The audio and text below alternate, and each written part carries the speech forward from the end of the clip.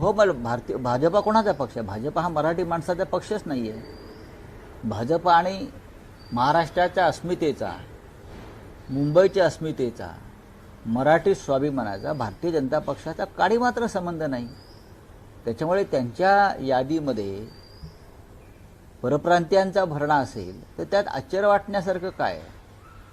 आपल्याकडून उमेदवारी जाहीर केल्यानंतर बरीचशी नाराजी देखील होताना पाहायला मिळते. वरळीमध्ये थेट उद्धव ठाकरे यांना मध्यस्थी करावी लागली, तिथल्या नाराजांना बोलवून ते होत असतं ना, असं होत असते. एकापेक्षा जास्त इच्छुक असले काही ठिकाणी तर सर्वच पक्षांमध्ये ही अशा प्रकारचं वातावरण असतं. ते आता उद्या संध्याकाळपर्यंत पूर्णपणे निवळून जाईल. रावसाहेब, पुण्यात आणि पिंपरी चिंचवडमध्ये दोन्ही एनसीपी एकत्र आहेत. त्यांचं मी स्वागत करतो. या पलीकडे माझ्याकडे शब्द नाही. बऱ्याच ठिकाणी पण असं भाकीत वर्तवलं जात आहे की पुणे आणि पिंपरी चिंचवड दोन्ही एनसीपी एकत्र आहेत आणि महापालिका निकालानंतर महाराष्ट्राच्या राजकारणातही आणि देशाच्या राजकारणातही काही मोठे निर्णय दोन्ही एनसीपी मिळून घेऊ. काय मोठा निर्णय असू शकतो? काय मोठा निर्णय म्हणजे असा काय मोठा निर्णय असू शरद शकतो? पवारांनी एनडीए बरोबर जाणं. हा मी मोठा निर्णय मानत नाही. शरद पवारांनी एनडीए हा मी मोठा निर्णय मानतच नाही आम्ही. आणि पवारसाहेब असं करतील असं मला वाटत नाही. पवारसाहेबांची विचारसरणी पुरोगामी विचारांचे ते नेते आहेत.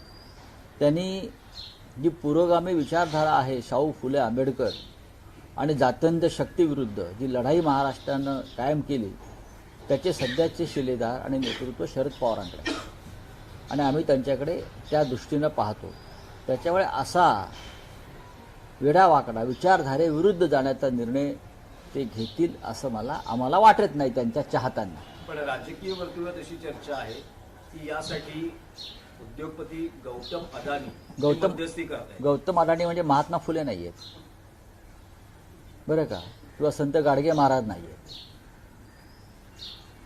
शरद पवारांचे सगळ्याच उद्योगपतींशी संबंध आहेत प्रेमाचे, त्यातले एक अडाणी. हो गया, चलो. हिंदी में जानना चाहिए, कल बीजेपी ने बीएमसी चुनाव के लेके एक सेरी का ऐलान किया है जिसमें 137 जगह पे बीजेपी चुनाव लड़ रही है, वही शिवसेना 90 जगह पे चुनाव लड़ रही है. इस फैसले को कैसे एक समय अभी तक ऐसा होता था मुंबई और महाराष्ट्र में कि शिवसेना हमेशा बड़ा भाई रहा और शिवसेना बीजेपी को सीटें देती थी मुंबई में. लेकिन ये पहली बार हुआ है.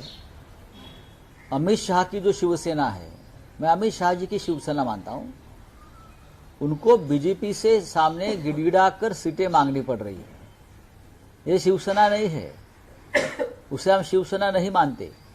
जो बीजेपी के सामने घुटने पर है कि हमें कुछ सीटें दीजिए, ऐसा शिवसेना के इतिहास में कभी हुआ नहीं. ये इसलिए हुआ है, बीजेपी के साथ जो शिवसेना है वो नकली है, वो अमित शाह की शिवसेना है, इसलिए हो रहा है. जब जब भारतीय जनता पक्षा ने कोई ऐसी भूमिका ली है संघर्ष की, तो हमने उनको छोड़ दिया है, क्योंकि हम शिवसेना है.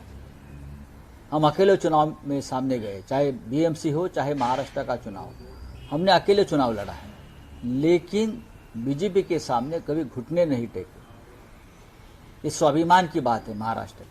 वही शिवसेना जिस प्रकार से दावा कर रही थी वो लगभग 100 सीट के ऊपर चुनाव लड़ेगी, लेकिन कहीं ना कहीं 90 सीट के लाके शिवसेना को बांध दिया बीजेपी ने. कहीं ना कहीं बीजेपी के दबाव में शिवसेना काम कर रही है. ये रणवे लोग हैं जो शिवसेना मानते हैं ना, ये असली शिवसेना नहीं है, ये भारतीय जनता पार्टी के रणवे है.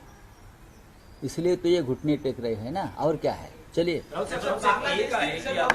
सवाल लीजिए. बांग्लादेश की पहला प्रधानमंत्री जो थी, आज उनका निधन हो गया है, खालिद जिया का. कैसे देखते इस घटना को, क्योंकि बांग्लादेश जिस प्रकार के वातावरण बना है, उसमें ऊपर क्या हम रिएक्शन दे सकते हैं. उस देश में शोक मनाएंगे और क्या है.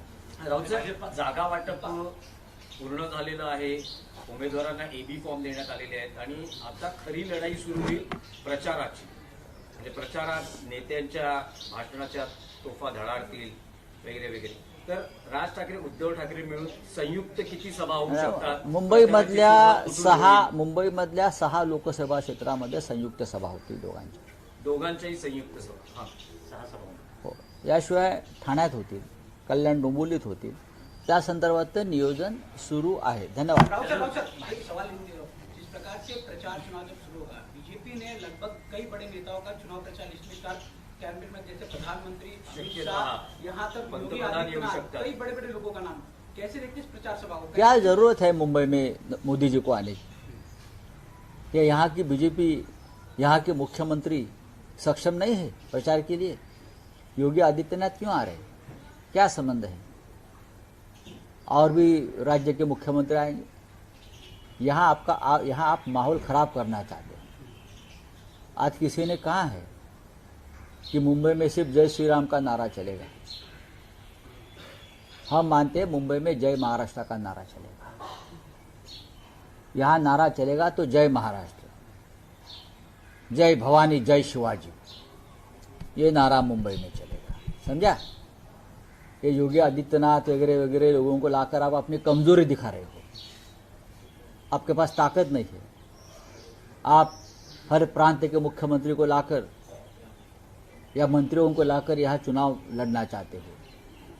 हम हमारे ताकद पर लड़ेंगे. राऊत साहेब, मराठी प्रश्न आहे की महापालिका निवडणुकांच्या प्रचारासाठी शक्यता आहे की देशाचे पंतप्रधान नरेंद्र मोदी यांचीही मुंबईत सभा होऊ शकते अशी शक्यता व्यक्त केली नाही जाते. ते पुतीनलाही आणू शकतात. कारण पुतीनला त्यांनी अलीकडेच मिठी मारलेली आहे. ते पुतीनला सुद्धा आणू शकतात. ट्रम्पला विनंती करू शकतात. हे जागतिक पक्ष आहे ना हा. का तुमच्यात ताकद नाही का निवडणुका लढण्याची?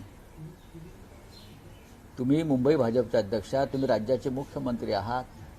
तुम्हाला योगी आदित्यनाथ कशा करता हवे? तुम्हाला इतर राज्याचे मुख्यमंत्री ते कशा करता हवेत? वातावरण बिघडवायला कशा करता? कोणीच नको इथे. ही निवडणूक आमच्या महाराष्ट्राची, मुंबईची, आम्ही लढू ना सगळे मिळून. कोणीतरी आज सांगितलं की मुंबईत जय श्रीरामचे नारे देतील. काय संबंध आहे? जय श्रीराम आमचे आदर्श आहेत, पण मुंबईमध्ये नारा चालेल जय महाराष्ट्र. मुंबईमध्ये नारा गुंजेल जय भवानी, जय शिवाजी. याच्यापेक्षा मोठा नारा मुंबईत असू शकत नाही. भाजप पश्चिम मुंबईमध्ये बंगाल, राउत सर